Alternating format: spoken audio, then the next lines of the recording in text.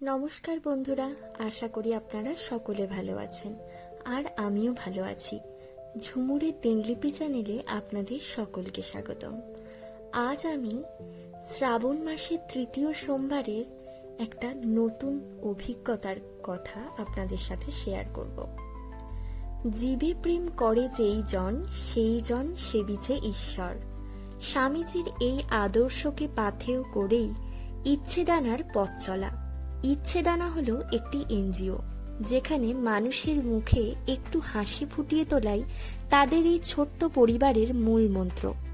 বিগত কয়েক বছর ধরে সেই মন্ত্রকে সঙ্গী করেই তাদের সীমিত সাধ্য দিয়ে মানুষের পাশে থাকার চেষ্টা চালিয়ে যাচ্ছেন এই ইচ্ছে ডানা এনজিওর সদস্যরা। আমি এবং আমার হাজবেন্ডও এই এনজিওতে 4 আগস্ট শ্রাবণ মাসের তৃতীয় সোমবার মানব সেবার উদ্দেশ্যে অংশগ্রহণ করেছিলাম। জীব সেবাই শিব সেবা। আমরা মনে প্রাণে বিশ্বাস করি জীবের মধ্যেই শিবের বাস। তাই এই মন্ত্রে দীক্ষিত হয়েই আমরা মানুষরূপী ঈশ্বরের সেবায় নিরন্তর চেষ্টা করে যাচ্ছি। যেথায় থাকে সবার অধম দিনের হতে দিন, সেইখানে যে চরণ তোমার রাজে। সবার পিছে সবার নিচে সব হারাদের মাঝে।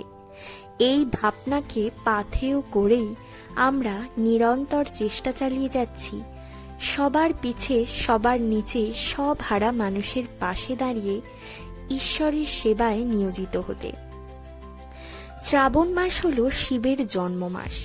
এই উপলক্ষে আমি এবং বহু মানুষই সোমবার করে শিবের উপোস রাখেন এবং পাশাপাশি দিনান্তে গিয়ে শিব ঠাকুরের মাথায় দুধ ও জল ঢালেন। কিন্তু এখানে একটা বিষয় লক্ষ্য করা যায়, সেই শিবের কাছে সমর্পিত মহামূল্যবান দুধগুলো হয়তো পড়ে নষ্টই হয়ে যায়। অথচ এমন বহু শিশুই আছে যারা খাবারের জন্য এই সামান্য দুধটুকুও পায় না।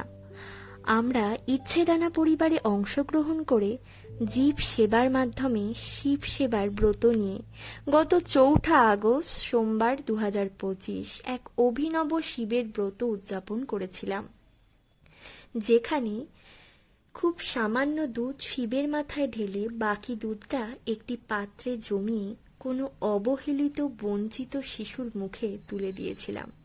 এই মহান কর্মযজ্ঞে অংশগ্রহণ করতে পেরে আমি এবং আমরা সকলে খুবই আনন্দিত।